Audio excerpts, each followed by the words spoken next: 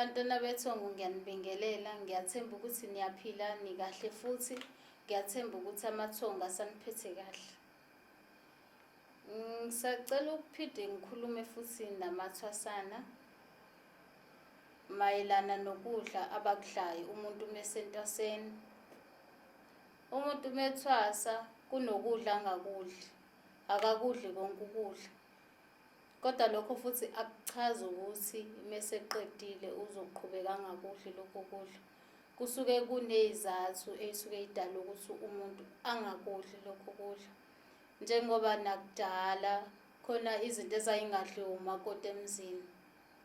Lezo zinto lezo zayisuke zinezathu. Nakhona-ke mawusentwaseni futhi kusuke kunezathu zokuthi ungakudli lokho kudla. Okokuqala nje iqanda. Iqanda umuntu mesentwaseni akalidli. Wayengalidli iqanda livalekile, lu-round, livalekile nje liyimbumba. Shuthi umuntu melidla leli qanda leli, yena uzovaleka, abantu bazomvala kalula futhi uzongakhoni ukubona. Nekhanda, inyama enekhanda umuntu methwasa nayo akayidli. Kodwa-ke abanye bayayidla, kodwa awuyidli. Abanye bake bathi amazinga awafani. Yebo awafani, kodwa inyama enekhanda ithwasa alidli ngoba nakhona uyavaleka futhi kalula mawudla inyama enekhanda. Phinde kuzoba ufishi. Ufishi nawo awudli. Umuntu methwasa akawudli ufishi. Why ungawudli ufishi? Ufishi khona eminye imithi noma amakhambi awudambisayo.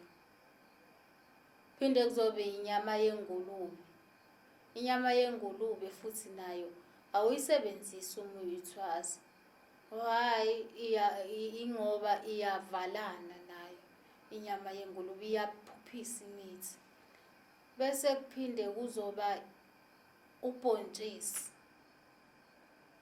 Ubhontshisi nawo awudli ngoba kukhona ubhontshisi lekuthiwa imbumba. Imbumba uyalizwa nawe igama liyasho, imbumba.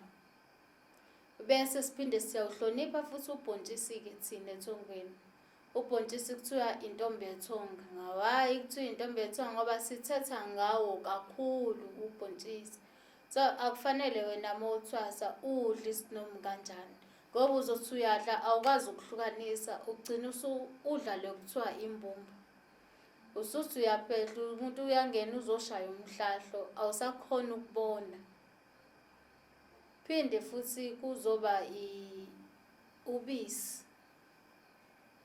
Umuntu methwasa akalisebenzisi ubisi.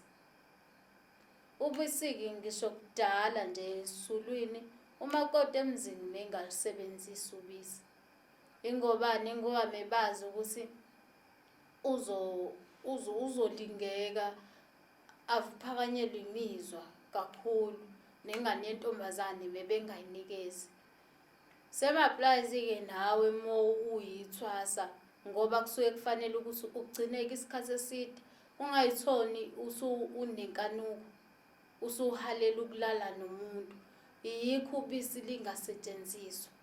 Neqanda futhi nalo liyayiphakamisa imizwa. Akufanele ulidle nalo uma uthwasa. Phinde kuzoba yini? Amakinati. Amakinati nawo awekho right kwithwasa. Kahle kahle into esuke ifanele ukudla okubhoyiliwe ikona okulungele ithwasa. Kodwa-ke ngoba iy'khathi seziyashintsha, sesibala lokho nalokho ukuthi ithwasa kugcine lingazidli lezo zinto lezo. Phinde kuzoba inyama yangaphakathi. Inyama yangaphakathi nayo awuyisebenzisi uma usathwasa. Ukini, ukagobela, ukephu, awukusebenzisi. Asikho isidingo sokuthi ufihlele umuntu okuthwasisayo noma ufihlele abanye abantu abaseceleni ngoba uyibulala wena. Iy'nkamba zakho oy'bulalayo, ithongo lakho olivilaphisayo, ezakho iy'nkambi engey'phakame, uwena ozoba nenkinga uyithole usuhalela ukulala nomuntu usuvuka uyinkanuko. kanti lezi zinto lezo oyisebenzisayo okungafanele ukuthi uyisebenzise. Okunye futhi, uma ulithwasana awuhambi ukhuluma nanoma unobani, awuhambi nje ukhuluma at all. Umuntu okukhulumisayo uyakukhunga, ngoba uma ukwenza lokhu uyadlula.